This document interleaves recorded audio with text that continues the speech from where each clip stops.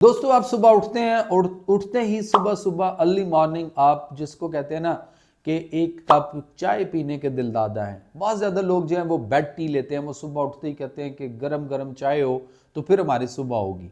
लेकिन ये चाय बहुत ज़्यादा आपको बीमार कर चुकी हुई है और मज़ीद आपको मफलूज कर रही है।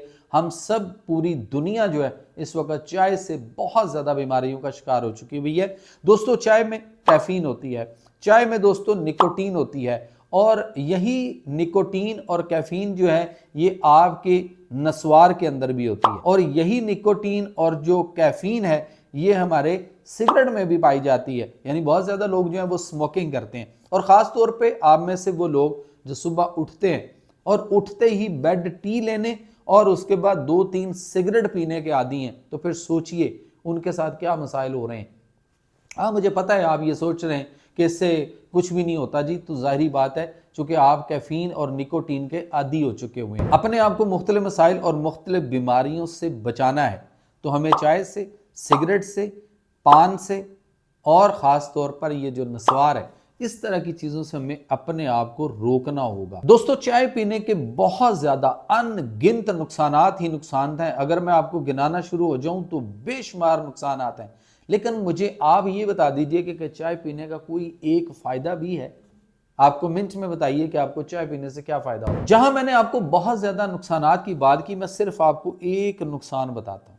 आप ये देख लीजिए कि अल्लाह ताला की नेमत है हमारा दूध और ये सफ़ेद रंग का होता है। जैसे ही चाय की पत्ती आप इसमें डालते हैं तो ये इसको काला कर देता है, उसका रंग बदल देता है। इसी तरह से जब आप वो चाय की पत्ती जो है वो आप दूध में डालकर जब आप उसको चाय बनाकर पीते हैं तो फिर आप सोचिए कि आपके जिस्म में कौन सी ऐसी दोस्तों सफ़ेद चीज़ें हैं जिनको वो ख़राब करता है, और वो हैं आपकी हड्डियाँ।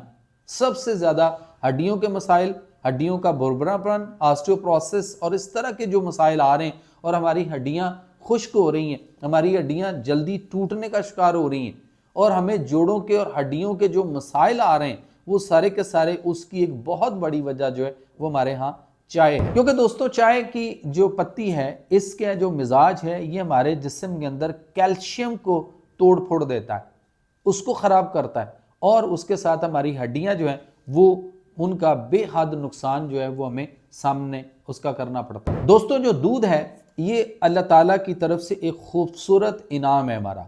जन्नत में भी अल्लाह ने फरमाया दूध की नहरें होंगी जिसमें शहद शामिल होगा। सो इसी तरह से यहाँ पे जो दूध है उसके बारे में नबी करीम सल्लल्लाहु अलैहि वसल्लम की एक हदीस है कि दूध एक मुकम्मल ग़िज़ा और इस दूध में से जो निकलता है देसी घी वो बतौर दवाई शिफा।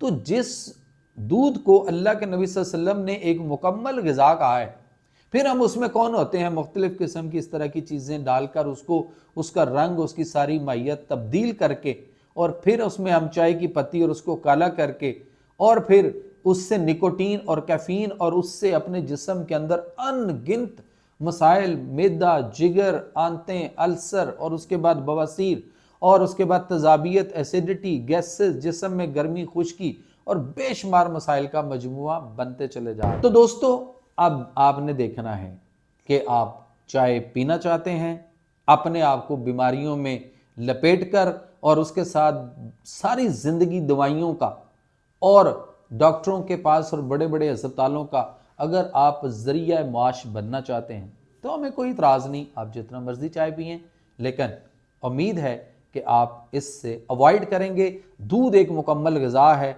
दूध लीजिए, तंदुरुस्त और तवाना रहिए। Yeah.